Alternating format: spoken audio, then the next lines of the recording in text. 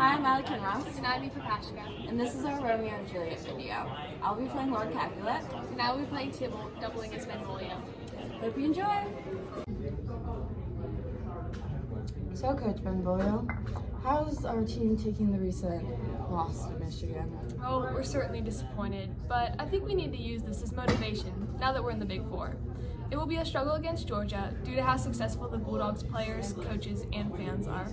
But Day's doing everything he can to prepare. Emotions were high, but I think we're ready to turn over a new leaf and get back on the field.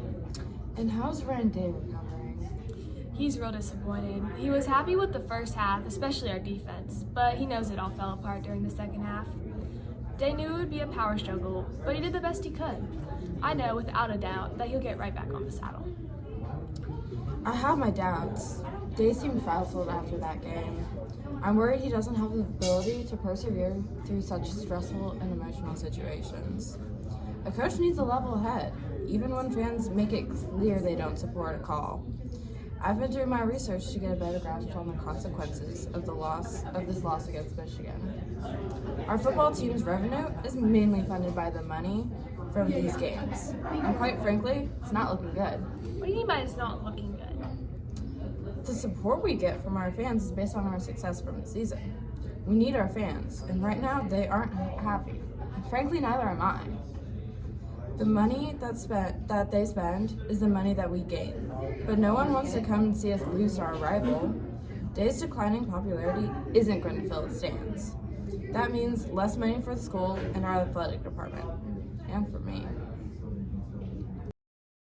I'm not sure you should be counting on your fans for next year's revenue. I see that your income is just another thing that the Wolverines have crushed. You saucy boy. How dare you listen into our private conversation? I'm just saying, y'all had your glory, you had your 8-game win streak, and now it's our turn. It's time for our revenge streak. Us Michigan fans have been waiting for OSU's defeat forever. It's not our players, it's that idiotic coach of ours, Ryan Day. He made decisions that were obviously wrong and cost us points on the board, costing us the entire game. Benvolio, I don't see Day's career with OSU lasting much longer. Coaches can't let the pressure affect their instruction in a game with such high stakes as Day showed it did to him and his team. Don't let Tybalt ruffle your feathers. I know Day can turn it around. Listen to this. Ohio State has 11 more 5-star prospects on its roster than Michigan. It had an 11-slot advantage in the ranking. Okay, let's say you have some accuracy in that statement, but the rankings are just based on wins. Easy to win when your lineup isn't against a team as tough as the Wolverines. Fine, here's some real facts that'll counter that opinion of yours. Ohio State has one of the best quarterbacks in college football and the best receiver in the country. This team is physically built to impose its will on defenseless opponents when games are close. That's gotta be worth something. Our loss was just a bit of bad luck. We'll beat Michigan next time. No, you won't. You should keep that coach of yours just in case. Michigan was going through the same thing a little while back with their head coach. Look, I found this paper I was reading just before I came over. It was saying how now the questions will come for Day, just as they once did for Harbaugh, who was in a similar position not long ago. But those questions come doubts, so he'll definitely turn it around. You really thinking about replacing Day? I don't know, Coach. You saw that last play. Stroud knew they had to run that ball. We could have scored if Day had given him the chance. Look at this article. Day opted to punt in Michigan territory instead of going for it, 4th and 5, resulting in Jesse Mirko's punt sailing into the end zone for a touchback. Even I know that he should have gone for that, but he didn't. But that's not the only bad decision he made that night. Then there's the fact that the number of fouls is just unacceptable. It is the fault of the coach when the whole team plays that badly. There are no excuses. We lost our home field to our biggest rival, while they were even missing a key player. With all due respect, I just don't think that looking into replacements so soon is the best choice.